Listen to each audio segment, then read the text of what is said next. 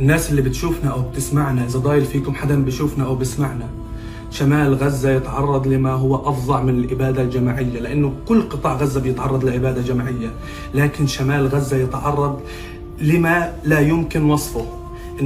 الاحتلال الإسرائيلي بيقتل الناس في شمال غزة بكل أنواع القتل، بالاستهداف، بالنسف، بالقنص، بالجوع، بالخذلان، بالقهر، بالعطش نتيجة توقف محطات المياه الموجودة في شمال غزة. الجثث والشهداء بالعشرات في الشوارع، وما فيش ولا إسعاف ولا مستشفى قادر يصل لهدول الناس لأنهم كلهم محاصرين.